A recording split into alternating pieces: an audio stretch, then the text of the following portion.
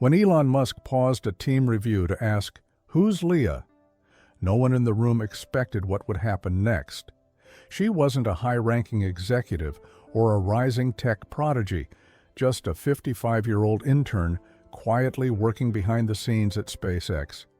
But what the world didn't know was that Leah Ramirez was about to inspire one of the boldest moves in Musk's career.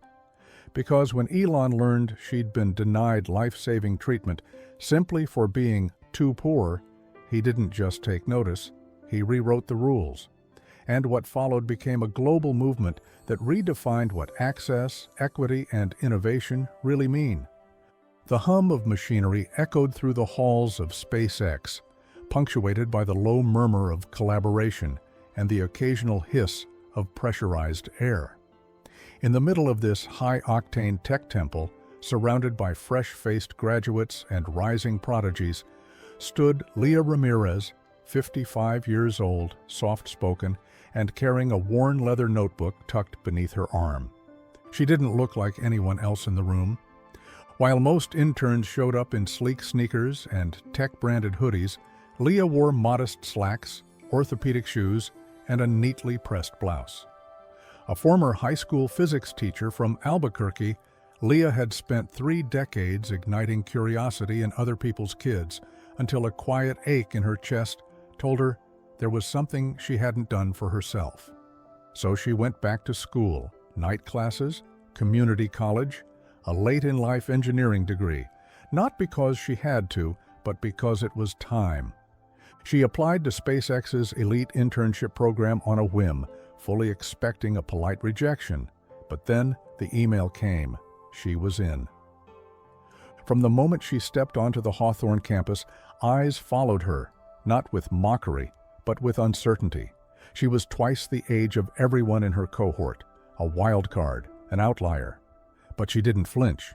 Instead, she listened. She watched. She asked questions no one else thought to ask. In meetings, she didn't interrupt or posture. She took notes, waited, then delivered observations that silenced the room. Her depth of thought, sharpened by years of explaining Newtonian mechanics to teenagers, gave her an edge most overlooked. She saw patterns where others saw noise, problems where others saw progress. "Who is she?" one young engineer whispered. "She used to be a teacher," someone replied. "Now she's just here." But just here wasn't accurate. She belonged, not because of credentials or connections, but because she earned it every single day. As the weeks passed, even the cockiest minds in the room began to lean in when Leah spoke. She never demanded attention, she attracted it. In a world built to move fast and break things, Leah was a quiet force, steady, intentional, and unshakably curious. And though no one said it aloud, they all felt it. She wasn't just an intern. She was a reminder that it's never too late to chase the stars. It started with fatigue, subtle, creeping. Then came the tremors in her left hand, a sharpness in her joints.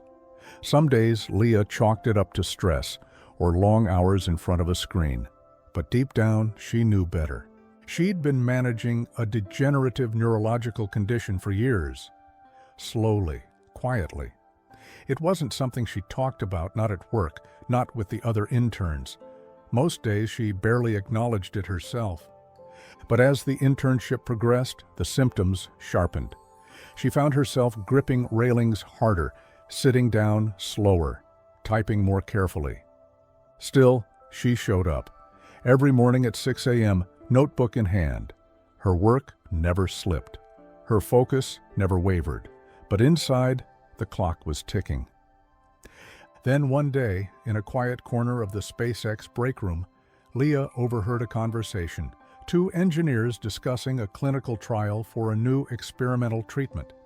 It wasn't a cure, but the data was promising. Trials were open. It could buy her time. She did the research that night, sitting cross-legged on her apartment floor, surrounded by coffee and bookmarked PDFs. The trial was real. The potential was real. And best of all, she qualified. She filled out the application, scheduled a remote consultation, ran through the medical paperwork. It all moved fast. For once, the stars seemed to align. until they didn't. A week later, the email came, rejected. The reason wasn't medical, it wasn't eligibility, it wasn't risk, it was money. The clinical trial required an upfront contribution, $38,500, not for profit, they said, but to offset programmatic costs. Leah didn't have that kind of money. She lived off a modest pension, a part-time tutoring gig, and a small scholarship covering the internship. Her savings were just enough to get her through the summer. She sat there, blinking at the screen, heart heavy, but expression calm. Then she closed the laptop, poured herself a glass of water, and got back to reviewing a propulsion model due in 2 days. She didn't tell anyone, not her fellow interns, not her mentors. Because Leah had been disappointed before, but that never stopped her from doing what she came to do. She wasn't looking for pity. She came to build rockets, even if her body was slowly falling apart. It was nearly midnight at the SpaceX compound, and the last of the day's heat still clung to the concrete. Most of the interns had gone home hours ago, but a handful remained, huddled around whiteboards and simulation screens, chasing solutions that couldn't wait for morning. Leah sat nearby, quietly double-checking the specs on a propulsion schematic.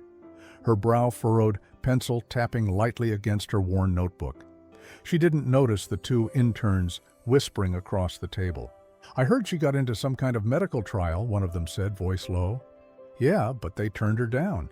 Said she couldn't afford it," the other replied. "Crazy, right? You're sick, and they still want to check."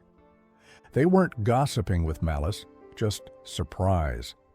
The idea that someone so brilliant, so composed, could be shut out by something as cold as a dollar sign didn't sit right.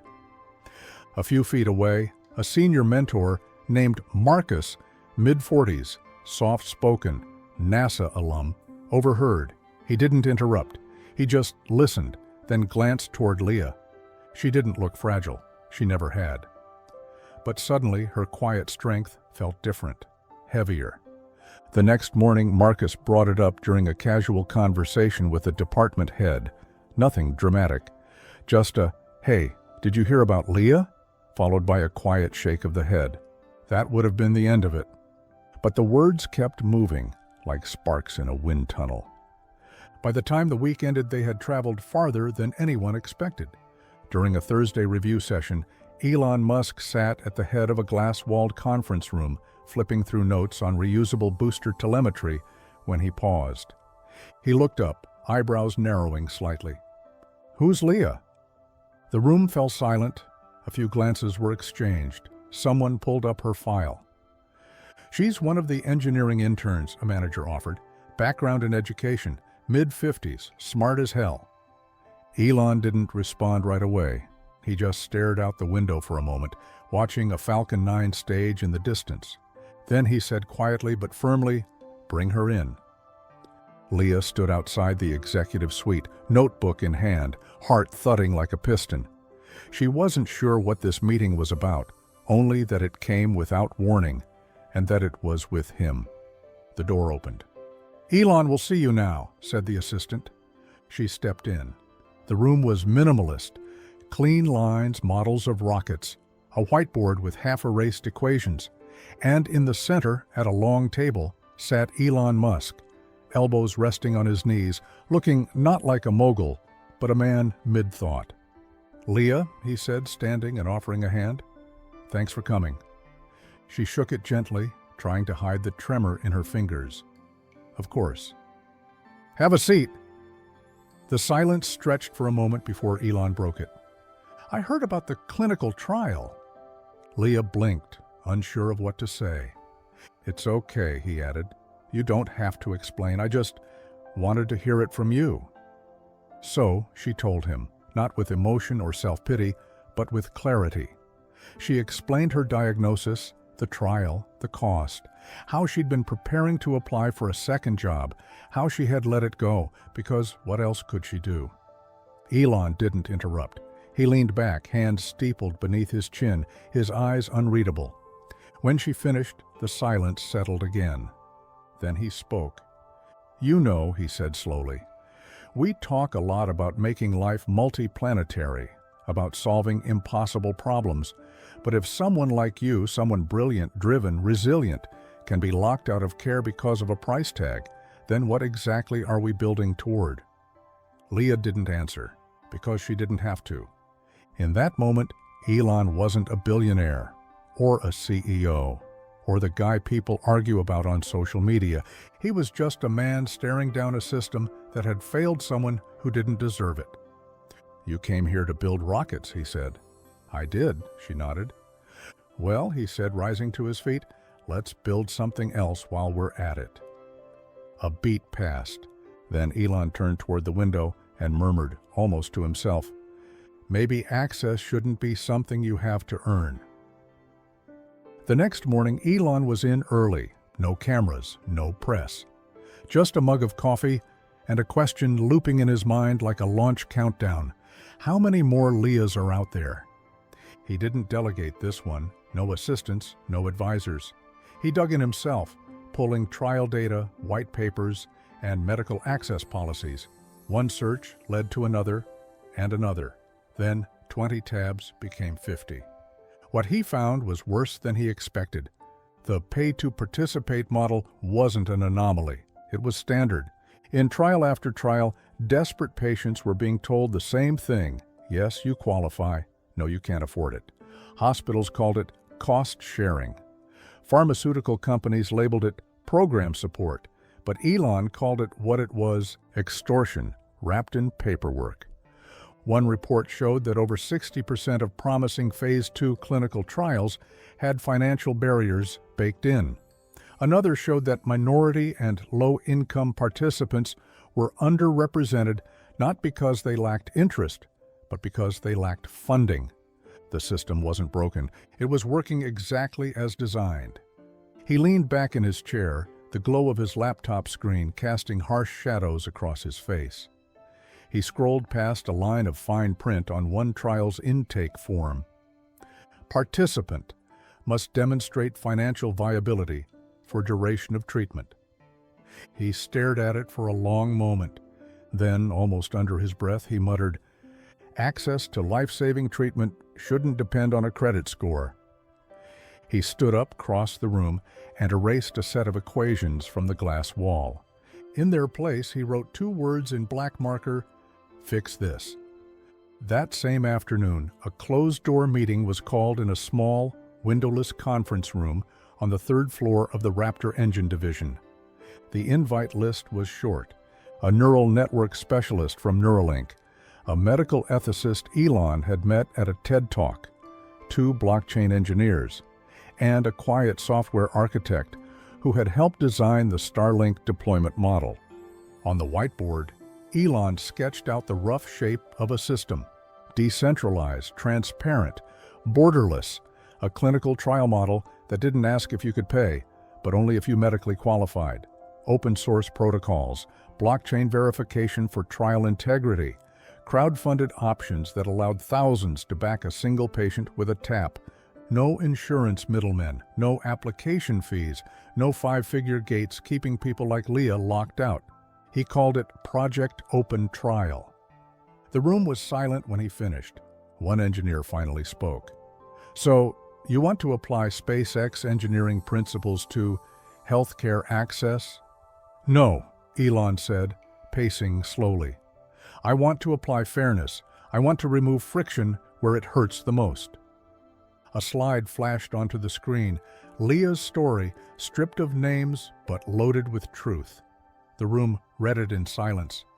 This, he said, tapping the display, is the use case. He didn't need to raise his voice. The gravity of it did the work for him. I'm tired of building the future for people who already have everything. We need to build for people who just want a chance. He paused, then added quietly, and if we don't, what the hell are we even doing? Plans were drawn, protocols mapped, calls made. The work began, not to impress shareholders, not for PR, but for one intern who had already earned her place in the stars, and for everyone like her still waiting for a door to open. Elon made the call himself. It was a Tuesday morning, no lawyers, no assistants, just a direct line to the biotech company running the trial Leah had been denied. He offered to pay in full, not just for Leah, but for every participant on the waiting list who couldn't afford to join. The executive on the other end of the line paused, then gave the same answer 3 different ways. Appreciate the offer. It's not about the money. We have to follow policy. Policy. That word again. Like it was sacred, like it couldn't be questioned. Elon hung up, jaw tight. Then he opened Twitter and posted, Leah Ramirez is a brilliant 55-year-old intern at SpaceX. She was denied access to a medical trial because of money. That ends now. The post went live at 10:17 a.m. By 10:32, it had over 30,000 retweets. By 11 o'clock, major outlets picked it up. By noon, Let Leah In was trending globally. Doctors chimed in, engineers, nurses, single parents, students, people who knew what it meant to be told, you don't qualify, not because of science, but because of income. It wasn't just about Leah anymore. It was about everyone who'd ever filled out a form, only to be told, come back when you're richer. The company released a statement calling the issue a miscommunication. Elon didn't flinch. Don't fix the statement, he replied. Fix the system. In Hawthorne, Leah sat in stunned silence as her phone lit up with messages. She hadn't asked for this, hadn't wanted the spotlight, but now the world was looking, and it wasn't looking away. This was no longer a quiet injustice in a lab hallway. It had become a rallying cry. And Elon wasn't done yet. 3 weeks later, in a dimly lit demo room inside the Starlink engineering wing, Project Open Trial went live. It didn't look like much at first, just a simple, stripped-down platform, no ads, no branding, just names, diagnoses, and needs. Each story was verified, each patient vetted through decentralized medical validators. No fluff, no spin, just transparency. At the top of the pilot list, Leah Ramirez. Condition, neurodegenerative motor function decline. Trial, Phase 2. Funding required $38,500. Status, crowdfunded in 9 minutes. Open Trial's core engine ran on smart contracts, automated agreements locked to patient progress, clinical milestones, and ethical oversight. Anyone in the world could contribute. A few dollars here, 1,000 there. It didn't matter. The chain tracked every cent, no middlemen, no corruption. Just frictionless access. Doctors volunteered to vet trials. Bioethicists helped write transparency standards. Developers built audit tools and global dashboards. And patients showed up in droves. From Kenya to Kansas, emails flooded in. Can you help my daughter? I've been denied 5 times. Can I apply here? I thought no one would care. Suddenly, the system that had been closed for decades opened. In a press conference streamed live from the Tesla design studio, Elon stood in front of a dark backdrop lit with only 2 words: Access Redefined. He didn't give a long speech. He just said, we don't build rockets just to escape Earth. We build them because every life down here matters too. Leah's story woke us up. Now let's stay awake. The room was silent for a beat, then erupted in applause. And across the globe, people logged on, not just to watch, but to join. Because for the first time, the gate wasn't guarded by wealth. It was held open by people who cared enough to push it wide. 3 days after Open Trial launched, Leah Ramirez arrived at a private clinic on the outskirts of Pasadena. No red carpet, no cameras. Just a quiet nurse, a small waiting room, and a chair she slowly lowered herself into. This wasn't a miracle cure. There were no promises. But it was a chance. And this time, money wasn't the gatekeeper. Access was earned by need, not net worth. As the IV drip began, Leah stared out the window at the sky, clear, blue, open. Not as a patient, but as a pioneer. The treatment was slow, Her hands still trembled, her gait still stiffened by afternoon. But there were signs, tiny flickers of change. Her grip steadied, her balance improved, her energy came back in quiet waves. Back at SpaceX, the open trial dashboard lit up. A boy in Nairobi received gene therapy for a blood disorder. A woman in Ohio was enrolled in an experimental breast cancer protocol. A teenager in Seoul began treatment for a spinal condition that once left her bedridden. Each name came with a timestamp, a story, a new possibility. And the pharmaceutical industry, they noticed. First came the corporate statements. We support innovation. Then came the meetings, quiet inquiries, licensing interest, offers to partner. But Elon wasn't interested in partnerships, not unless they played by open trials rules. No paywalls, no red tape, no exclusion. The platform surged, global participation grew by the hour. Researchers began submitting their own open access studies. Engineers built new security layers. A decentralized medical ethics board was formed. Leah's case became trial number 0001, the blueprint. And through it all, Leah never stopped showing up to work. She still arrived before sunrise, notebook in hand, hair tied back, sleeves rolled up. But now, when people looked at her, they didn't see the older intern. They saw the reason everything had changed. 6 months later, Leah Ramirez stood in front of a full auditorium at Caltech. Her voice was steady, her posture strong. A few fingers still trembled, but she didn't hide them. She raised her hand anyway and wrote her name across the whiteboard. Leah Ramirez, SpaceX, Open Trial Advisor, former teacher. Behind her sat a new generation of students, future scientists, builders, dreamers. I used to teach high school physics, she said. Then one day I asked myself, what if I chased the dreams I taught everyone else to pursue? She smiled. I was 54. In the front row, one student raised their hand. What was the hardest part? Leah paused, thoughtful. Believing I was still allowed to start over. Back at SpaceX, Elon sat alone in a glass-walled room, watching a live stream of the talk. His hand rested near a prototype for a next-gen thruster, but his eyes were fixed on the screen. He spoke quietly, almost to himself. We send rockets to Mars, but sometimes the real revolution is making sure a teacher-turned-engineer can live long enough to see where her ideas go.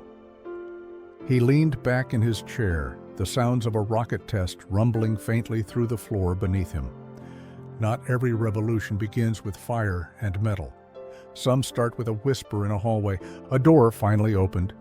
A woman who walked through it, and the people who followed behind her, because she proved they could. The talk ended. Leah looked out at the standing ovation, eyes shining but steady. Then she said one last thing. It's never too late to learn. And it's never too late to be heard. Fade out. Want to hear more of this? Then click on the video on the right-hand side, which is even more shocking.